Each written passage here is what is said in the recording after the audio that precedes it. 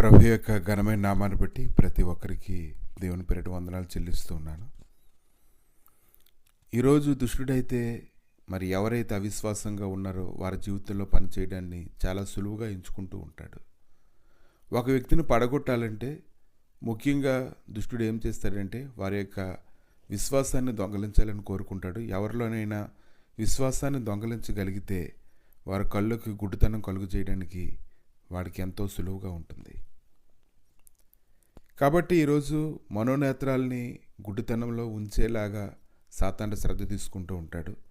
కానీ దేవుడి లేఖనాల గురించినటువంటి ఆసక్తి ఒక మనుషుడు హృదయంలో పుట్టినప్పుడు ఏ విధమైనటువంటి దుష్ట సంబంధమైన సన్నిధి ఆ వ్యక్తి మీద పనిచేయలేదు. కనుక ఈరోజు అనేకుల కళ్ళు తెరవబడేలాగా ఆ యొక్క జీవం కలిగినటువంటి మాటల యొద్దకు రావాలి. లేఖనాలని ధ్యానించడం ద్వారా లేఖనాల్లో ఉండేటువంటి శ్రేష్టమైనటువంటి సన్నిధి గురించి కనిపెట్టుకునేటువంటి వారి విషయంలోనైతే దుష్టుడు పని చేయలేడని ప్రతి ఒక్కరు కూడా తెలుసుకోగలగాలి. కనుక ఈరోజు మనోనేత్రాలు తెరవబడాలంటే దేవుడి యొక్క లేఖనాల యొద్దకు వచ్చినప్పుడు ప్రతి ఒక్కరు కూడా గొప్ప విశ్వాసంతో నడిపించబడ్డాన్ని మనం చూస్తూ ఉంటాము. కాబట్టి యుగ సంబంధమైనటువంటి దేవత ఆత్మ సంబంధమైనటువంటి జీవితంలో ఉండేటువంటి శ్రేష్టమైనటువంటి సన్నిధిని దొంగలించడానికి ఎవరైతే వాక్యం యొద్దకు రాకుండా ఉంటూ ఉంటారో అటువంటి వారికి నశింపజేయడానికి ప్రత్యేకమైనటువంటి శ్రద్ధతో దుష్టుడు నడిపిస్తూ ఉంటాడు. 2 కొరింథీయులకు రాసినటువంటి పత్రిక 4వ అధ్యాయం 4వ వచనం, దేవుని స్వరూపి అయిన క్రీస్తు మహిమను కనపరచు సువార్త ప్రకాశము వారికి ప్రకాశింపకుండా నిమిత్తము ఈ యుగ సంబంధమైన దేవత అవిశ్వాసులైన వారి మనోనేత్రములకు గుడ్డితనం కలుగు చేస్తాను. దేవుడి యొక్క మహిమ ఆయన లేఖనాల్లో ఉంది. ఆయన లేఖనాల యొద్దకు వచ్చి దాన్ని ధ్యానిస్తూ ఉన్నప్పుడు ప్రతి కళలో ఉండేటువంటి పొరలన్నీ కూడా తొలగించబడతాయని ప్రతి ఒక్కరు కూడా తెలుసుకోగలగాలి.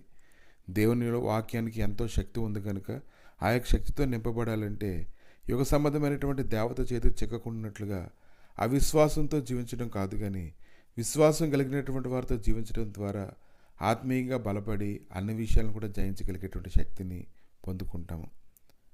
కాబట్టి మనసుల్ని హృదయాల్ని వెలిగించేటువంటి ఆ యొక్క వాక్యాన్ని గురించి కానీ మనం ఆలోచన చేసినట్లయితే ఈ యొక్క వాక్యం హృదయాల్లోకి చేరడానికి ఎంతోమంది దినాన కష్టపడుతూ ఉన్నారు. ప్రతి వీధుల్లోనూ ప్రతి స్థలంలోనూ ఇంటింటికి వెళ్తూ ప్రతి ఒక్కరు కూడా ఎంతో దేవుడి యొక్క పని చేస్తూ ఉన్నారు. ఎందుకంటే దేవుడి లేఖనాలు ప్రకటించబడడం ద్వారా మాత్రమే అవిశ్వాసం తొలగిపోయి విశ్వాసం కలుగుతుందనేటువంటి సంగతి, ఇంకా వారు స్వేచ్ఛగా ఉంటారనేటువంటి గొప్ప ఆనందం వారిలో కలుగు చేయాలని దేవుడు అనేక మందిని సువార్త ప్రకటనను వెరితనం చేత రక్షించుకోవాలని ఆయన ప్రయాసపడుతూ ఉన్నారు.